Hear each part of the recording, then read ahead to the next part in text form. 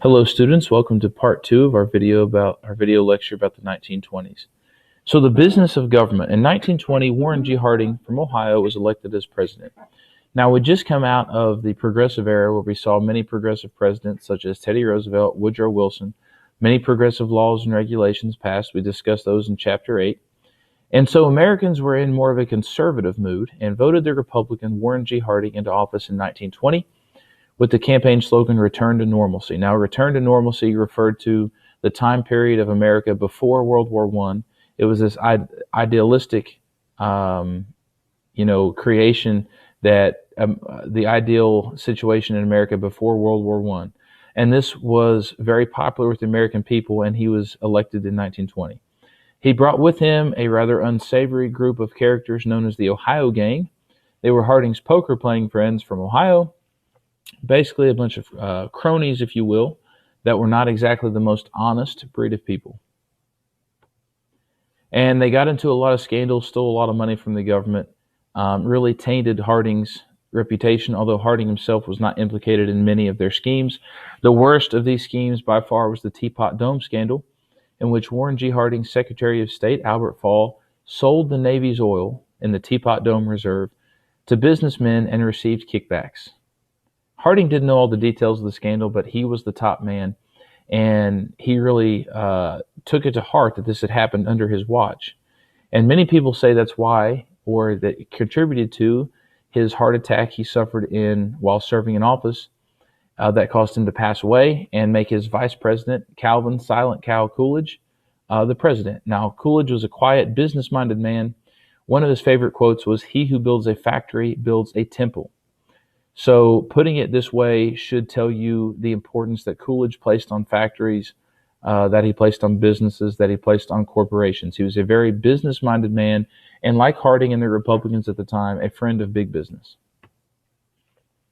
In fact, our great economic condition in the 20s was sometimes referred to as Coolidge prosperity, because Coolidge, as president, received a lot of credit for our great economy. Now, World War I had been so totally devastating, unlike any war in the history of humanity. Nations around the world sought a way to end war itself. So one thing that they did was they came together and had the Washington Naval Disarmament Conference. World leaders gathered and basically decided to limit the buildup of their navies, which they felt had contributed to World War I. The Kellogg-Briand Pact of 1928, this was an American effort. 62 nations signed a treaty to quote-unquote outlaw war. This was useless and unenforceable, basically because there was no League of Nations that could enforce this type of thing. Going back to last chapter, there was no League of Nations because the U.S. didn't join. The U.S. didn't join because our Senate would not ratify the treaty, even though Woodrow Wilson created the 14 points and the League of Nations. We also have the Dawes Plan. This was the U.S. plan to collect debts that we were owed from Britain and France. Now, moving to the home front, we have several social and cultural things going on. Probably one of the biggest is the debate between modernist and fundamentalist within our society. Modernists took advantage of new ways of living, new products, science, modern ideas, styles, clothing styles, hairstyles, and so forth.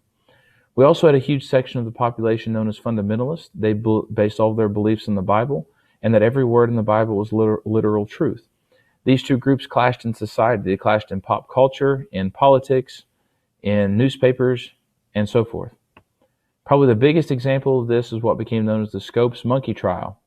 In 1925, Tennessee had passed a law outlawing the teaching of evolution in schools, and to test this, John Scopes, in his high school biology class, taught evolution and was actually arrested.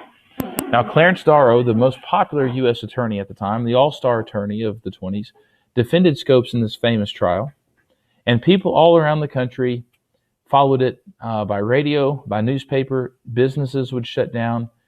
People would stay home so they could watch what was going on in this trial. And this basically highlighted the conflict between modernist and fundamentalist. The Ku Klux Klan sadly made a reemergence during this time, and they were a very large presence at one time. This was the second time that the Klan had risen up. The first started and died out soon after the Civil War.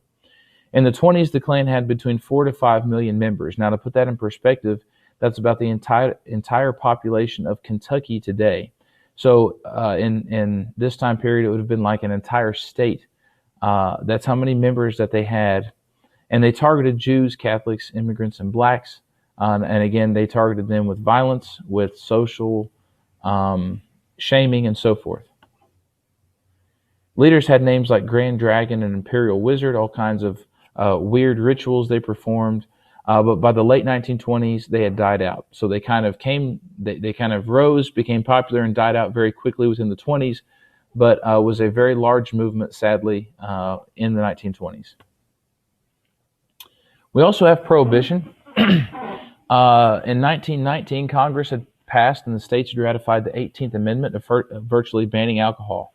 This gave rise to bootleggers, those who sold alcohol and transported and consumed alcohol underground in the black market. Prohibition actually led to a huge increase in organized crime. For example, Al Capone took advantage and capitalized on this opportunity and made a lot of money selling illegal alcohol.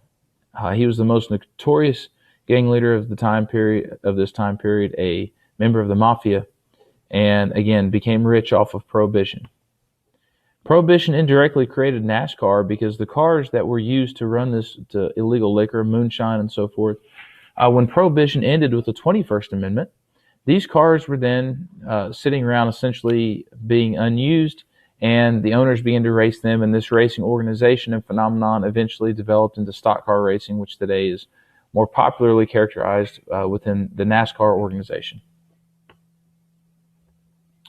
So the 1920s, again, is the decade of prosperity, the roaring 20s, booming economy, and it was really the first truly modern era for many reasons. One, movies became popular.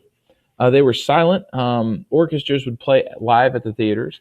The biggest movie star of the time period, undoubtedly, is Charlie Chaplin. In 1927, the first talkie came out, and that was The Jazz Singer, the first movie with sound. A brief portion of this movie included sound. A part of that was jazz music playing in the background and also two people talking back and forth. The rest of the movie was a silent film. In the sports world, Babe Ruth was undoubtedly the greatest professional star of the time, the superstar baseball player for the New York Yankees. And because of newspaper and radio, spectator sports increased greatly in popularity during the 20s. Charles Lindbergh was the greatest hero of the 20s because he was the first man to make a solo nonstop flight across the Atlantic Ocean. He was a huge celebrity for this. Women began to assume new roles as well in the 1920s. In this discussion, we have the flapper, a young woman who wore short skirts, short hair, and makeup. Now, a short skirt for this time period would have been a skirt that came up to the knees. This was considered very unorthodox, and this was not traditional at the time. And also, they bobbed or cut their hair in very short styles, and would go to clubs such as jazz clubs, speakeasies. They would dance the Charleston. A very ultra-modern woman for the time period. The 19th Amendment was also passed in the 1920s, which gave women the right to vote across the United States. And in 1925, the first women governors were elected in Wyoming and Texas. On the literature front, three of the main authors of this time period were F. Scott Fitzgerald, Hemingway, and Lewis, and some of their works are listed here. The 1920s probably produced more important writers than any other single decade in American history. The list goes on and on. We have Langston Hughes, the famous poet, and again, there's a huge list. The 1920s was a great cultural era in the field of literature. The Great Migration we discussed in Chapter 10. We're going to discuss it again here. Many African Americans moved north during and after World War I to find work in the northern factories. And the most influential black leader of the time period was Marcus Garvey.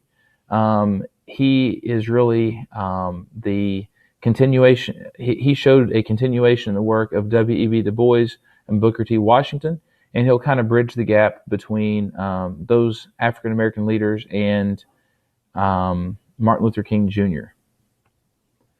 The Jazz Age is also a name for the 20s because of the popularity of that type of music. It was a new, fast-paced, modern music of the time period, and the 20s was a fast-paced, modern era. So the